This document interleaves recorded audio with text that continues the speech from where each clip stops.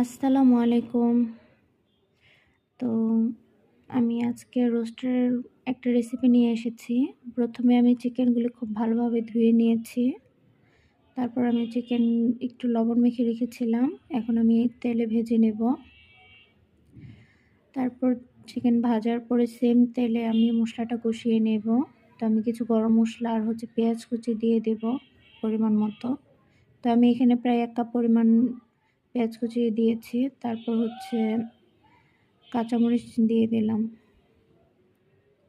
তারপর পেঁয়াজটা আমি খুব ভালোভাবে বাদামি করে ভেজে নেব।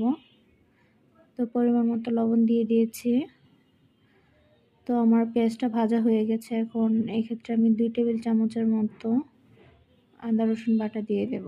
তো আদা রসুন বাটাটা একটু বেশি লাগবে। তারপর খুব ভালোভাবে ভেজে নেব। তো এখানে আমি ১ চা চামচ পরিমাণ ধনে গুঁড়া আর ১ চা চামচ পরিমাণ মরিচের গুঁড়া দিয়েছি। তো আমি রোস্টার রাঁধুনি রেডিমিক্স মশলা দিয়ে রান্না করেছি। তো সেই মশলাটাও দিয়ে দিয়েছি।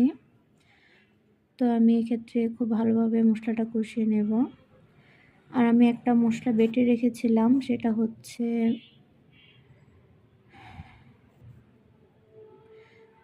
পোস্তদানা আর জায়ফল জয়িত্রী একসাথে আমি বেটে রেখেছিলাম। তো সেই মশলাটা দিয়ে খুব ভালোভাবে কষিয়ে নিয়েছি।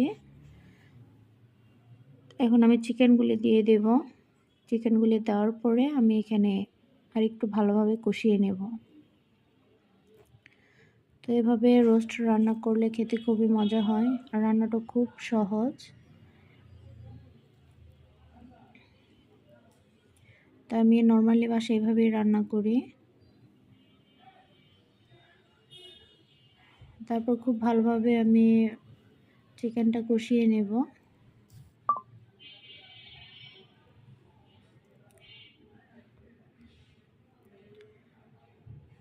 তো আমি এখানে চিকেনের যে হাত পাগুলি ছিল আমি সেটা দিয়ে দিয়েছি। তারপর আমি ১ কাপ পরিমাণ গুঁড়ো দুধ গুলিয়ে রেখেছিলাম সেটা দিয়ে দিয়েছি। আর ১ কাপ পরিমাণ পানি। তো খুব একটা বেশি পানি লাগবে না। চিকেনটা যেহেতু আমি ভেজে রেখেছি, তো এভাবেই অনেকটা সিদ্ধ হয়ে গেছে। তো খুব ভালোভাবে জাল করে নেওয়ার পরে আমি এখানে ১.৫ টেবিল চামচের পরিমাণ ঘি দিয়ে দিয়েছি। তো এই তো হয়ে গেছে আমার রোস্ট রান্না। তো ভিডিওটি কেমন লাগলো জানাবেন।